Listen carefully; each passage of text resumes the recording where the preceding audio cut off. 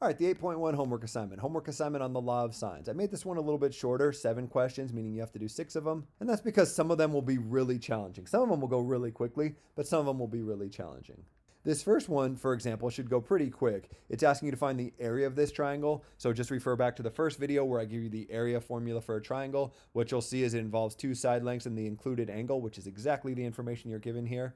Just one comment. If you leave your answer as an expression, so if you're not using a calculator and you're typing in your answer as a product of different things, that will include sine. Don't type in sine of 29, because if you type in sine of 29, it's going to get all confused because the sine function assumes that you give it radians. So what you would want as part of your answer would not be the sine of 29, but the sine of 21 pi divided by 180. This isn't the final answer, it'd just be part of your answer if you type in your answer as an expression. My point here is just be careful. Sine and arc sine always assume radians, not degrees. So in problems like this where they give you degrees, or problems like the next one where they ask for degrees, you have to do the appropriate conversions. It's worth pointing out that you can also just use a calculator and round your answer to the nearest tenth, and apparently that's cool too. So you're not actually using the law of sines here, you're just using the area formula that we used to come up with the law of sines, which is why it's in this assignment. On the second question, you actually use the law of sines. Note that they give you a triangle and they give you the measure of 2 interior angles in that triangle, and they're asking you for one of the side lengths.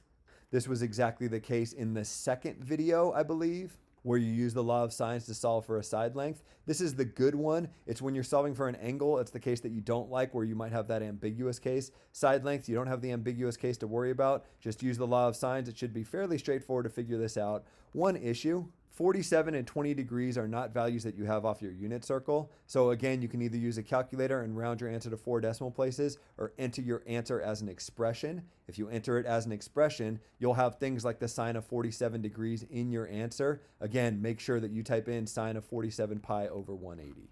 This is a lot like what you'd see on a test, except on a test, instead of being 47, this would be 45. And instead of being 20, this would be 30 or something. And you could use the law of sines to find this. As far as using the law of sines go, I think question 2 should be fairly straightforward. Question 3, I think, will be pretty challenging. However, I do want to point out that on question 3, one of the angles they give you is 102 degrees. This is obtuse. What that means is we only have 78 degrees left over for angles B and C. What I'm trying to get at here is that both angle B and C must be acute angles, so you don't have to worry about the weird ambiguous case where your answer might be acute and it might be obtuse. And if it's obtuse, you have to do this special trick. Because the given angle is obtuse, these two have to be acute, so you shouldn't have any ambiguity in your answers.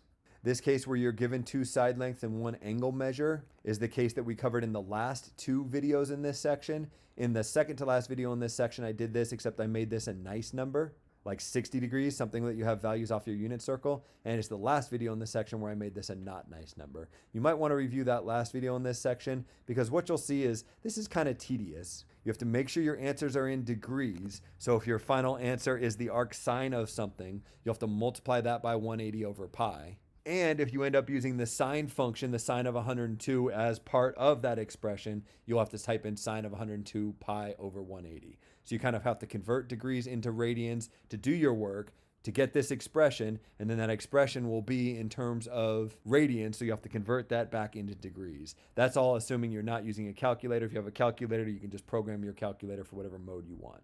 My advice to you here is first use the law of sines to figure out capital B. Once you have capital A and capital B, you get capital C more or less for free, because the sum of the interior angles in a triangle is always 180 degrees.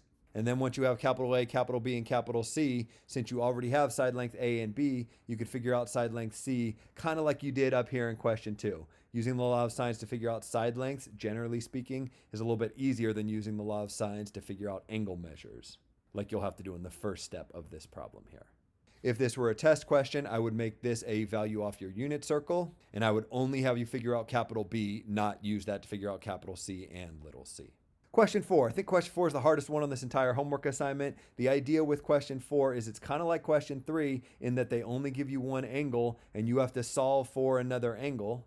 You're going to be using the law of sines to do so. However, you might notice that capital A here is an obtuse angle. It says the picture is not drawn to scale, but you can assume that an angle that appears acute is acute and an angle that appears obtuse is obtuse. What they're trying to tell you is A here is greater than 90 degrees. The way it randomly generates the numbers, I got really lucky that this was 30 degrees. I know from experience that this will not always be a value off your unit circle. You probably will not get a nice number like 30 degrees here. Maybe instead yours will say 31 degrees. So if you type your answer in as an expression, that'll already be a little bit uglier. The other comment is when you solve for A, if you use the arcsine function to solve for A, that will not give you the right answer because arcsine always gives you an acute angle. And this is not an acute angle. This is that ambiguous case. So the way to think about this is draw your unit circle. You're going to come up with the sine of capital A equals some number. There's an angle on your unit circle in the first quadrant that satisfies that. And there's also an angle on your unit circle in the second quadrant that satisfies that. And because this is obtuse, the answer you're looking for is the one in the second quadrant. So you'll have to exploit the symmetry of your unit circle to come up with a way to reference that angle in the second quadrant. Again, refer to the last video that I made for you. I do exactly that to show you how to solve for capital A. Once you have capital A, you're still not done. However, I think that'll be the hardest part is figuring out capital A. It still wants to know this side length down here. The way you could figure that out is once you have capital A, you'll have two angle measures in a triangle, which really means you have all three of them. And if you have all three angle measures, you can figure out a side length by using the law of sines. Maybe the sine of this angle over this side equals the sine of this angle over this side. And since we now know this thing, we could figure out this thing. Again, be really careful with your units if you're typing this in as an expression.